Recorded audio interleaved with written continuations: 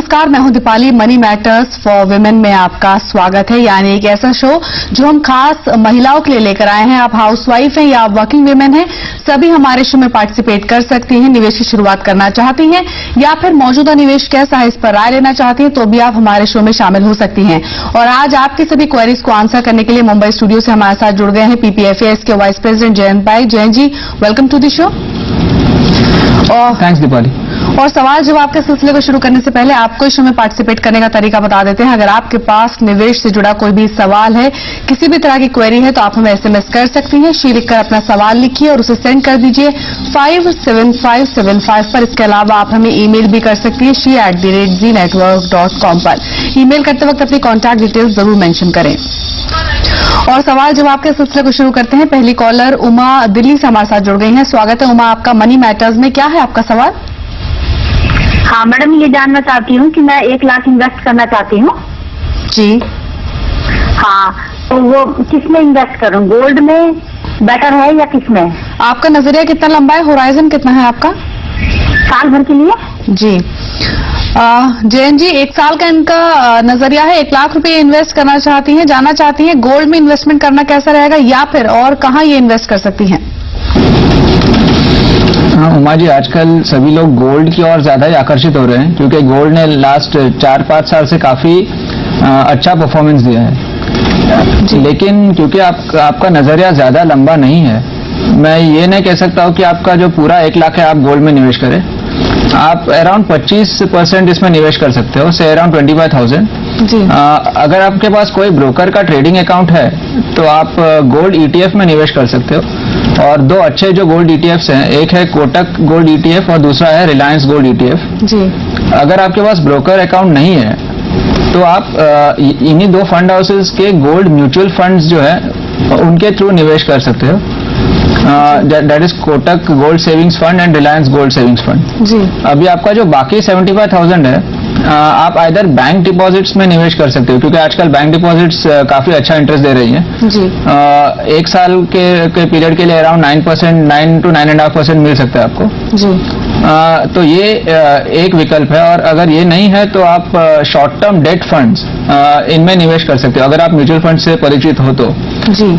2 अच्छे short term debt fund जो है, एक है कोटक फ्लोटर जी और दूसरा है BNP मनी प्लस। तो इन दोनों में से कोई एक आप चुन सकते हो जी। यानी उमा, क्योंकि आपका नजरिया महज 1 साल का है तो ऐसे में पूरी रकम सिर्फ गोल्ड में लगाना सही निर्णय नहीं है। यहाँ पर सलाह ये है कि 25% यानी 25,000 रुपए आप गोल्ड में इन्वेस्ट कीजिए। गोल्ड ETF में इन्वेस्ट कर सकते हैं अगर आपके पास ट्रेडिंग अकाउंट है। अगर ट्रेडिंग अकाउंट नहीं है तो आप गोल्ड फंड में इन्वेस्ट कर सकते हैं। Reliance gold saving, Kotak gold fund, ये कुछ बेहतर गोल्ड म्यूचुअल फंड हैं। इसके अलावा जो बकाया 75% राशि है, यानी 75,000 रुपए है, उसको आप बैंक फिक्स डिपॉजिट में 1 साल के लिए डाल सकती हैं या फिर म्यूचुअल फंड से अगर आप परिचित हैं, म्यूचुअल फंड्स में अगर आप इन्वेस्ट कर सकती हैं तो आप ultra short term debt funds चुन सकती हैं। उसके विकल्प भी आपने अभी अपनी टीवी स्क्रीन पर देखे। और आगे बढ़ते हैं। अगली कॉलर नीतू जमालपुर बिहार से हमारे साथ जुड़ गई हैं। स्वागत है नीतू आपका मनी मैटर्स में। क्या है आपका सवाल? Okay, thank you. मैं एक प्राइवेट कंपनी के FD में इन्वेस्ट करना चाहती हूँ जी, लाइक JP इंफ्राटेक या JP एसोसिएट्स कंपनी जी। तो ये हमारे लिए कितना सुरक्षित है इसमें FD करना? जी जयंत जी, नीतू का सवाल कंपनी फिक्स डिपॉजिट पर है। क्या सलाह होगी आपकी? क्योंकि आजकल इंटरेस्ट रेट्स काफी बढ़ गए हैं तो कंपनी FDs पे भी इंटरेस्ट रेट्स काफी अच्छे लग रहे हैं और बहुत लोग इनकी ओर आकर्षित हो रहे हैं। लेकिन एक आप उनको ध्यान रखना होगा कि बैंक डिपॉजिट में जब भी वो निवेश करते हैं तो अप टू 1 लाख रुपीज उनका प्रिंसिपल अमाउंट गारंटीड होता है। Reserve bank of India guarantee करती है। कंपनी फिक्स डिपॉजिट में ऐसा कोई गारंटी नहीं है, ना ही RBI ना ही SEBI ये अमाउंट गारंटी करती है जी। और हम लोग ने पहले ये देखा है कि जो भी कंपनीज बहुत ही ज्यादा इंटरेस्ट रेट देते हैं वो ज्यादा रिस्की होते हैं और बहुत बार इन्वेस्टर्स का पूरा पैसा उनको मिलता नहीं है because they don't get the refund on time जी। तो जब भी आप कंपनी FD में निवेश करते हो, आप ये देखना कि वो कंपनी का क्रेडिट रेटिंग क्या है जी। क्रिसिल, केयर और आइक्रा, ये 3 अच्छे एजेंसीज हैं जो कंपनीज के डिपॉजिट्स को एक रेटिंग देते हैं which can range from around AAA down to around C जी। तो यूजुअली कंपनी FDs में जब हम निवेश करते हैं तो AA के नीचे कोई कंपनी में आप निवेश ना करें तो बेहतर होगा जी। और जब आप एफडी चूज करते हो तो ये देखना कि कोई भी एफडी 1.5 साल या 2 साल से ज्यादा ना हो जी। क्योंकि जितनी लंबी अवधि का एफडी आप करोगे उतना ही आपका रिस्क बढ़ता है, क्योंकि कंपनी ऐसे हमने बहुत देखे हैं जो प्रॉफिटेबल होते हैं लेकिन उनको लॉस मेकिंग होने में बहुत टाइम नहीं लगता है जी। और अगर ऐसा हो तो क्योंकि आपका एफडी अनसिक्योर्ड है तो आपको पैसे मिलने की आशा बहुत ही कम है। जी जयंत जी, यहाँ पर इन्होंने 2 कंपनीज का भी जिक्र किया था, जेपी इंफ्राटेक और जेपी एसोसिएट्स। इन पर आपका क्या नजरिया है? शायद ये कंपनीज इन्होंने चुनी है फिक्स डिपॉजिट के लिए। एक्चुअली मैं कोई इंडिविजुअल कंपनी के बारे में नहीं कह सकता हूँ, लेकिन इसलिए मैंने कहा कि उनके जो क्रेडिट रेटिंग्स अगर वो देखे, अगर AA या उसके ऊपर है तो वो निवेश कर सकती है, लेकिन only for a period of around 1.5 to 2 years, उससे ज्यादा वाले डिपॉजिट में निवेश न करें। जी, यानी नीतू, जैसा कि जयंत जी ने बताया कि कंपनी फिक्स डिपॉजिट आप चुन सकती हैं, लेकिन यहाँ पर थोड़ा रिस्क जरूर रहता है। लेकिन सलाह यहाँ पर दी है कि आप 1.5 से 2 साल से ज्यादा के नजरिए से कंपनी एफडीज में इन्वेस्टेड नहीं रहिए और जो AAA रेटेड कंपनीज हो, जिनकी रेटिंग्स अच्छी हो, उन्हीं कंपनीज को निवेश के लिए चुने। और आगे बढ़ते हैं, अगली कॉलर सपना कांगड़ा हिमाचल प्रदेश से हमारे साथ जुड़ गई हैं। स्वागत है सपना आपका मनी मैटर्स में, पूछिए अपना सवाल। नमस्कार सर। जी, सवाल पूछिए अपना। सर, मैंने ना ICICI प्रूडेंशियल लाइफ इंश्योरेंस से स्मार्ट किड पॉलिसी लिया था जी। तो उसमें ऐसा है कि मैंने 3 एनुअल वो पे किए 12,000 पर एनम जी। तो 3 टाइम्स मैं उसको पे कर चुकी हूँ और उसके बाद मेरे से समहाउ वो बीच में मतलब कंटिन्यू नहीं हो पाया जी। और उसके बाद अभी मतलब उसके 3 मंथ्स हो गए हैं जब से मैंने उसको डिसकंटिन्यू किया हुआ है। जी। तो मैं ये जानना चाहती थी कि क्या मैं उसे कंटिन्यू कर सकती हूँ? जी, जयंत जी, ICICI prudential smart kid policy पर इनका सवाल है। प्रीमियम डिसकंटिन्यू हो गया, हालांकि शायद लॉक इन पीरियड कंप्लीट हो चुका था, उसके बाद प्रीमियम बंद हुए हैं इनकी ओर से। ऐसे में अब इनको क्या नजरिया अपनाना चाहिए कि दोबारा से प्रीमियम भी शुरू कर सकती हैं? अगर नहीं तो क्या कुछ ऑप्शंस हैं?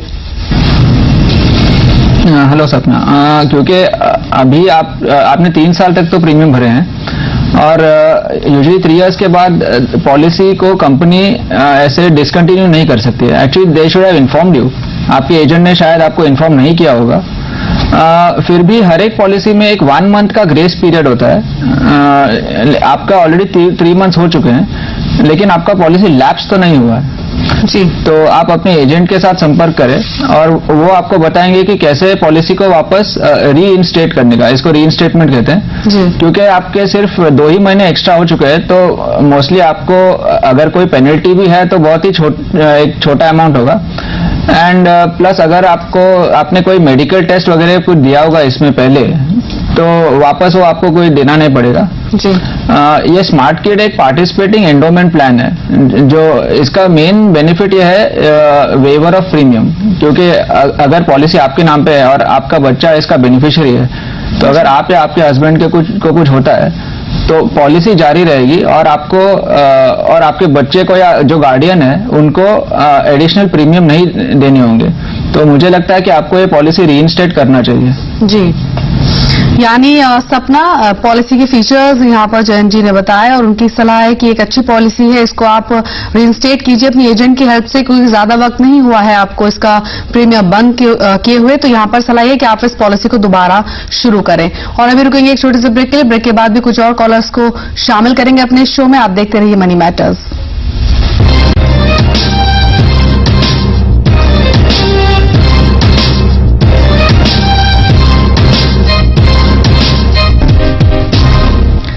खास महिलाओं के लिए तैयार किए गए खास शो में एक बार फिर आपका स्वागत है। अगर आप भी हमारे शो में शामिल होना चाहती हैं, हमारे एक्सपर्ट्स की राय लेना चाहती हैं, तो SMS और ईमेल के जरिए शो के साथ जुड़ सकती हैं। SMS करने के लिए शी लिखिए, अपना सवाल लिखिए और उसे सेंड कर दीजिए 57575 पर। इसके अलावा आप हमें ईमेल भी कर सकती है she@zenetwork.com पर। ईमेल करते वक्त अपनी कॉन्टैक्ट डिटेल्स आप जरूर मेंशन करें। और अगली कॉलर मधु मुखरिया कानपुर से हमारे साथ जुड़ गई हैं। स्वागत है मधु आपका मनी मैटर्स में, क्या है आपका सवाल? जी, मैं जानना चाहती हूँ इनकम टैक्स के पॉइंट ऑफ व्यू से सेविंग के लिए। जी। मैं यहाँ एग्जीक्यूटिव इंजीनियर हूँ बनकी पावर हाउस में। जी। तो उसके लिए जानना चाह रही थी कि income tax point of view से क्या सेव हो सकता है जो बहुत लॉन्ग टर्म सेविंग ना हो। जी। जयंत जी, मधु सैलरीड एम्प्लॉय हैं और टैक्स सेविंग के पर्पज से ये सभी तरीके जानना चाहती हैं जहां ये निवेश करके टैक्स बचा सकती हैं। मधु, आप अगर टैक्स सेविंग के लिए केवल इन्वेस्टमेंट्स देख रहे हो तो दो सेक्शन है इनकम टैक्स में, सेक्शन 80C और सेक्शन 80CCF। 80C में आपको 1 लाख रुपीस तक आपके इनकम से आपको टैक्स में राहत मिल सकती है, और जो इन्वेस्टमेंट्स जो आपके लिए उचित है, क्योंकि आपको ज्यादा लॉन्ग टर्म इन्वेस्टमेंट्स नहीं चाहिए, तो आप equity linked saving scheme ELSS funds चुन सकते हो। दो तीन अच्छे जो फंड्स है, एक है फिडेलिटी टैक्स एडवांटेज, सेकंड है HDFC टैक्स सेवर और थर्ड है Franklin tax shield. ELSS funds में केवल 3 साल का लॉक इन होता है। बाकी जो भी टैक्स सेविंग इन्वेस्टमेंट्स हैं उनमें मिनिमम 5 इयर्स का लॉक इन होता है। फॉर एग्जांपल NSE है, post office monthly income scheme है, और पब्लिक प्रोविडेंट फंड और एक जरिया है, लेकिन उसमें अराउंड 15 इयर्स का लॉक इन होता है। बीच में आप लोन ले सकते हो उसके अगेंस्ट, लेकिन you can not withdraw the full amount. तो सभी जो इन्वेस्टमेंट्स है उसमें ELSS फंड्स आपके लिए सबसे बेहतर होंगे जी। लेकिन ये जो बेनिफिट है ELSS फंड्स का, एज ऑफ नाउ ऐसे लग रहा है कि केवल मार्च 31, 2012 तक ही रहेगा, क्योंकि नेक्स्ट ईयर से जो नया डायरेक्ट टैक्स कोड आ सकता है उसमें शायद ये बेनिफिट नहीं रहेगा। तो अगर आपको ये साल के लिए करना है तो आप कर सकते हो जी। और दूसरा एक सेक्शन है सेक्शन 80CCF। इसमें आपको अप टू 20,000 रुपीज तक आपके इनकम से कटौती होगी if you invest in certain designated infrastructure bonds. अभी दो ऐसे इंफ्रास्ट्रक्चर बॉन्ड इश्यूज चल रहे हैं, एक है IFCI और दूसरा PFC। IFCI is open till November 14 और PFC कल बंद हो रहा है। तो ये ऑप्शंस है आपके लिए, और इनको छोड़ के बाकी आपको टैक्स सेविंग के लिए काफी दूसरे एक्सपेंसेस है जो आप कर सकते हो। फॉर एग्जांपल, अगर आपके चिल्ड्रन के स्कूल फीस है तो up to 2 children you can get a benefit. Medical insurance पे आपको थोड़ा बेनिफिट मिल सकता है। So I suggest to consult your chartered accountant so to get the entire picture जी। यानी मधु, टैक्स बचाने के सभी तरीकों की यहाँ पर बात जयंत जी ने की। शॉर्ट टर्म की आपने बात कही थी, उस नजरिए से अगर बात करें तो आप टैक्स सेविंग टूल के तहत आप ELSS चुन सकती हैं, यानी टैक्स सेविंग म्यूचुअल फंड चुन सकती है, क्योंकि उनमें सिर्फ 3 साल का ही लॉक इन पीरियड होता है। कुछ म्यूचुअल फंड्स के यहाँ पर जयंत जी ने जिक्र भी किया। इसके अलावा इंफ्रास्ट्रक्चर बॉन्ड्स की भी बात कही, 2 इंफ्रास्ट्रक्चर बॉन्ड्स भी आपको सजेस्ट किया, IFCI है, PFC है। तो सभी विकल्प आपको बताए हैं, अपनी जरूरत के हिसाब से आप निवेश के लिए उन्हें चुन सकती हैं। और अगली कॉलर पुष्पा बेंगलुरु से हमारे साथ जुड़ गई हैं। स्वागत है पुष्पा आपका मनी मैटर्स में। क्या है आपका सवाल, पूछिए। हेलो पुष्पा जी, अपना सवाल पूछिए। See, I have 1 lakh rupees on hand. I want to invest in good shares stock, which is a multi-bagger. Stock, Can you suggest me? Specifically stocks में आप इन्वेस्ट करना चाहती हैं? No, actually, I wanted to buy some diamonds and gold, but then I decided against it. Now I'm looking at some stock. जी, Jayant ji, long term horizon है, 1 लाख रुपए invest करना चाहती हैं और स्टॉक्स जानना चाहती हैं। स्पेसिफिकली आपसे क्या कहेंगे?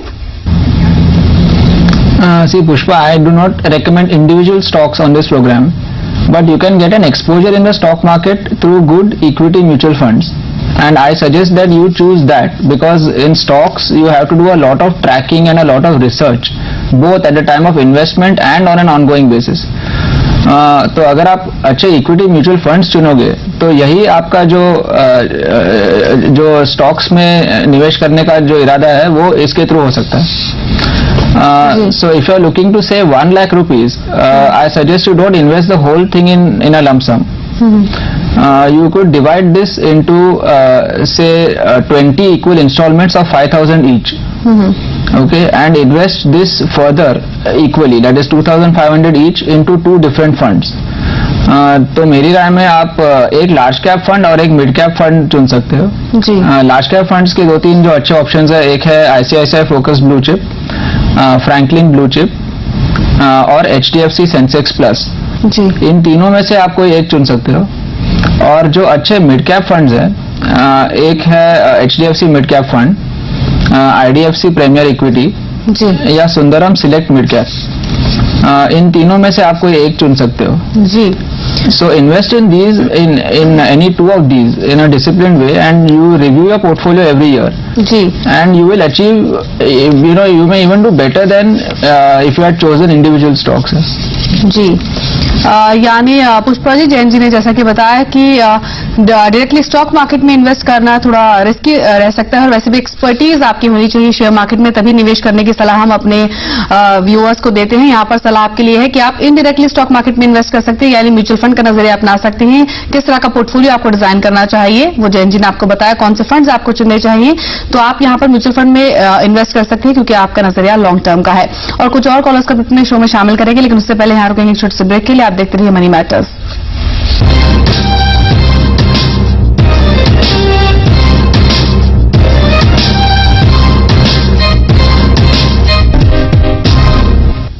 मनी मैटर्स में एक बार फिर आपका स्वागत है। अगर आप भी हमारे शो में शामिल होना चाहते हैं, निवेश की शुरुआत करना चाहते हैं, या फिर मौजूदा निवेश कैसा है इस पर एक्सपर्ट की एडवाइस लेना चाहते हैं, तो एसएमएस और ईमेल आप हमें कर सकते हैं। एसएमएस करने के लिए शी लिखिए, अपना सवाल लिखिए और उसे सेंड कर दीजिए 57575 पर। इसके अलावा आप हमें ईमेल भी कर सकते हैं। ईमेल करने के लिए she@network.com पर ईमेल करें। ईमेल करते वक्त कॉन्टैक्ट डिटेल्स, अपना डिटेल क्वेश्चन जरूर मेंशन करें। और अगली कॉलर शैली चंडीगढ़ से हमारे साथ जुड़ गई हैं। स्वागत है शैली आपका मनी मैटर्स में, पूछिए अपना सवाल। मैम, मैंने ना last year discovery fund 1000 invest किया था जी, और इस ईयर मैंने फोकस ब्लू चिप और डिस्कवरी फंड 2500 ईच इन्वेस्ट किया है जी उसके ना मुझे रिटर्न ज्यादा अच्छे नहीं मिले डिस्कवरी फंड के। जी तो आप मेरे को सजेस्ट करो कोई अच्छे म्यूचुअल फंड जी या कोई गोल्ड फंड हो अच्छा, जी। और कितनी देर के लिए मैं ये फंड्स को होल्ड करा के रखूं, क्योंकि इसमें मुझे लास्ट ईयर भी अच्छा रिटर्न नहीं दिया है। जी। आपका ऐसा कोई होराइजन नहीं है, आप होल्ड कर सकती हैं अगर अच्छे रिटर्न्स की यहाँ पर बात हो तो। अच्छा मैम, मैंने फर्दर भी इन्वेस्ट करना है अगर 5000, तो मैं कुछ फंड में लगाऊं या फिर कोई गोल्ड फंड अच्छा है जिसमें इन्वेस्ट कर सकूं? जी जी। जयंत जी, ऑलरेडी इनके पास 2 म्यूचुअल फंड शामिल हैं इनके पास, आईसीसी प्रूडेंशियल डिस्कवरी और ICC prudential focused blue chip. हाँ, कोई ज्यादा पुराना निवेश इनका नहीं है। ऐसे में जानना चाहती हैं कि क्या करें, क्योंकि जाहिर है जिस तरह से इक्विटी मार्केट ने परफॉर्म किया है, म्यूचुअल फंड की परफॉर्मेंस पर भी असर पड़ा है, तो नेगेटिव रिटर्न्स यहाँ पर शायद फिलहाल इनको देखने को मिल रहे हैं। इसके अलावा 5000 एडिशनली इन्वेस्ट करना चाहती है पर मंथ, गोल्ड में इन्वेस्ट करने का प्लान है। क्या सलाह होगी आपकी? साथ ही साथ जो म्यूचुअल फंड इनके पोर्टफोलियो में फिलहाल शामिल है, उनके लिए नजरिया इनको कितना रखना चाहिए ताकि अच्छे रिटर्न्स इन्हें मिल पाए? शैली, एक्चुअली जो दीपाली ने कहा वो सही, क्योंकि लास्ट 1 साल में आप कोई भी म्यूचुअल फंड में जो निवेश करते तो ऐसा ही होता। लेकिन ये दोनों फंड जो है उनका ट्रैक रिकॉर्ड बहुत ही अच्छा है और आपने अच्छे फंड्स चुने हैं, तो मुझे लग रहा है कि आप इन्हीं फंड्स में तो निवेशित रह सकते हो। और जो SIP है वो आप प्लीज बंद मत कीजिए जी। दूसरा, आपने जो फंड्स चुना है, ICICI फोकस ब्लू चिप एक लार्ज कैप फंड है और डिस्कवरी एक मिड कैप फंड है, तो इनका कॉम्बिनेशन बहुत ही एक अच्छा है आपके लिए। आप कह रहे हो कि आप और भी निवेश कर सकते हो, तो मुझे लग रहा है कि ICICI के कोई फंड में आप निवेश न करें, क्योंकि 2 फंड ऑलरेडी आपके पास है। आप ये जो अमाउंट है, अगर आप इक्विटी म्यूचुअल फंड्स में निवेश करना चाहते हो तो इक्वली आप फिडेलिटी इक्विटी फंड और फ्रैंकलिन प्राइमा प्लस, ये दोनों में 2500 ईच आप निवेश यही महीने से शुरू कर सकते हो जी। अगर आपको गोल्ड फंड में निवेश करना है तो जैसे कि मैंने पहले कहा, अगर आपके पास कोई ट्रेडिंग अकाउंट है कोई ब्रोकर के साथ, तो आप डायरेक्टली गोल्ड ETF में निवेश कर सकते हो। कोटक या रिलायंस गोल्ड ETF या गोल्डमैन सैक्स का गोल्ड बीज, ये भी एक अच्छा ETF है जी। अगर आपके पास ट्रेडिंग अकाउंट नहीं है तो आप कोटक या रिलायंस के गोल्ड सेविंग्स फंड के थ्रू एक SIP शुरू कर सकते हो जी। लेकिन गोल्ड या इक्विटी जो भी है, आपको थोड़ा लंबा नजरिया रखना होगा, क्योंकि गोल्ड ने लास्ट 5-6 साल में अच्छा परफॉर्मेंस दिया है, इक्विटी ने एक्चुअली थोड़ा ऑपोजिट परफॉर्मेंस दिया है। So, and usually gold you should not keep more than say 10 to 15% in your portfolio जी। तो आगे जाके एटलीस्ट ये से 80-20 का अगर आप या 90-10 का अगर आप रेशियो रखोगे तो invest more in equity and the balance in gold जी। यानी शैली, शॉर्ट टर्म में अपने म्यूचुअल फंड के रिटर्न्स देख के आप पैनिक मत होइए। दो फंड्स जो आपने चुने हैं अभी तक निवेश के लिए, दोनों ही बेहतरीन फंड है, इनमें इन्वेस्टेड रहिए। इसके अलावा आप और इन्वेस्टमेंट करना चाहती हैं तो उसके लिए दो फंड्स यहाँ पर जेएनजी ने सजेस्ट किए, फिडेलिटी इक्विटी है और फ्रैंकलिन प्राइमा प्लस है। दो फंड्स आप ऐड कर सकते हैं अपने पोर्टफोलियो में। साथ साथ गोल्ड में आपने निवेश करने की बात की, अगर आपके पास ट्रेडिंग अकाउंट है तो आप गोल्ड ईटीएफ चुन सकती हैं। रिलायंस गोल्ड ईटीएफ है, गोल्डमैन सैक्स गोल्ड ईटीएफ है, इसके अलावा कोटक गोल्ड ईटीएफ है, काफी अच्छे गोल्ड ईटीएफ आप चुन सकती हैं। अगर नहीं है ट्रेडिंग अकाउंट तो आप फंड चुन सकती हैं गोल्ड के, रिलायंस गोल्ड सेविंग और कोटक गोल्ड फंड, ये कुछ अच्छे गोल्ड फंड्स हैं। लेकिन यहां पर सलाह यह है कि जो भी आप निवेश कर रही हैं कम से कम 5 साल का नजरिया रखें, क्योंकि जो फंड्स आपने चुने हैं इनमें अच्छे रिटर्न्स के लिए लंबी अवधि के लिए निवेशित रहना बेहद जरूरी है। और आज इतने ही कॉलर्स अपने शो में हम शामिल कर पाएंगे। बहुत बहुत शुक्रिया जयंत जी सभी कॉलर्स की क्वेरीज को आंसर करने के लिए। फिलहाल मनी मैटर्स फॉर विमेन में इतना ही। आप देखते रहिए जी बिजनेस, आपका फायदा। नमस्कार।